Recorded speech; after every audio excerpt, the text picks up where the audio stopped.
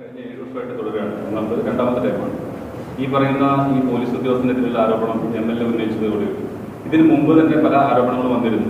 സർക്കാരിന്റെ ഇന്റലിജൻസ് സംവിധാനം അത്രയും പരാജയമാണ്. ഇത്തരം കാര്യങ്ങൾ നേരത്തെ സർക്കാരിന് മുൻകൂട്ടി അറിയാൻ കഴിഞ്ഞില്ല.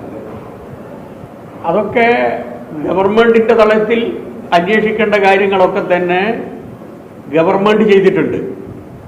ഇതിപ്പം ഒരു പുതിയ വെളിപ്പെടുത്തലാണ്, ഇത് ഗൗരവമുള്ള വെളിപ്പെടുത്തലാണ്. അതുകൊണ്ടാണ് DGPയെ ഇതുമായി ബന്ധപ്പെട്ടുകൊണ്ട് ചുമതലപ്പെടുത്തിയിട്ടുള്ളത്.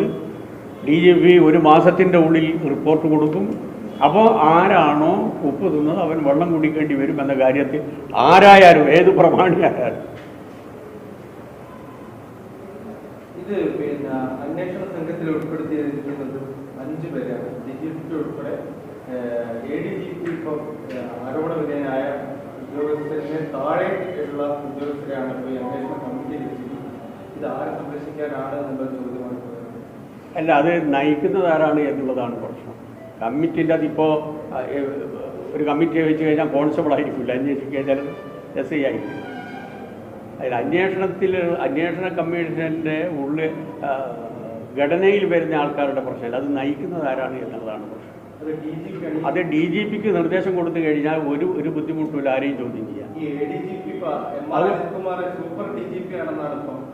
അല്ല, അതല്ല അന്വേഷിക്കും. അതൊക്കെ ഈ അന്വേഷണത്തിന്റെ ഭാഗമായിട്ട് വരും. നിങ്ങൾ അതിനെ പറ്റിയിട്ട് വേറെ അല്ല, അതിന് മുമ്പ് ഇങ്ങനത്തെ ഒന്നും ഉണ്ടായിട്ടില്ലല്ലോ. മുമ്പ് ആഭ്യന്തര വകുപ്പ് മന്ത്രിയായിരുന്ന തിരുവഞ്ചൂരിൻ്റെ കാലഘട്ടത്തിലായിരുന്നല്ലോ സോളാറുമായി ബന്ധപ്പെട്ടുകൊണ്ടുള്ള ഫോൺ സന്ദേശം പുറത്തു പോയത്. ഒരു നടപടി ഉണ്ടായിട്ടില്ല. ഈ MR അജിത് കുമാർ മാത്രമല്ല, മുഖ്യമന്ത്രിയുടെ പൊളിറ്റിക്കൽ സെക്രട്ടറി കൂടെയായിട്ടുള്ള ശശിക്കെതിരെയും ബഹുമാനപ്പെട്ട MLA അൻവർ ഉയർത്തിയിട്ടുള്ള എല്ലാ പ്രശ്നങ്ങളും കർശനമായ പരിശോധനയ്ക്ക് വിധേയമാകും.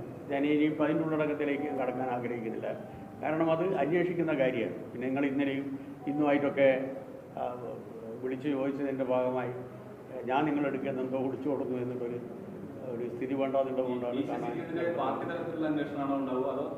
അല്ല, പോലീസാണല്ലോ ഇപ്പം അന്വേഷിക്കുന്നത്. പോലീസല്ലേ ഇപ്പം അന്വേഷിക്കുന്നത്. ഇതുമായി ബന്ധപ്പെട്ടുകൊണ്ടുള്ള എല്ലാ കാര്യവും പോലീസാണ് അന്വേഷിക്കുന്നത്. ആ അന്വേഷണത്തിൻ്റെ ഭാഗമായി ബഹുമാനപ്പെട്ട പാർട്ടിയുടെ സംസ്ഥാന സെക്രട്ടറി തന്നെ പറഞ്ഞല്ലോ, ആരുടെ ഭാഗത്ത് നിന്ന് വീഴ്ച സംഭവിച്ചു കഴിഞ്ഞാലും രക്ഷപ്പെടാൻ സാധിക്കില്ല.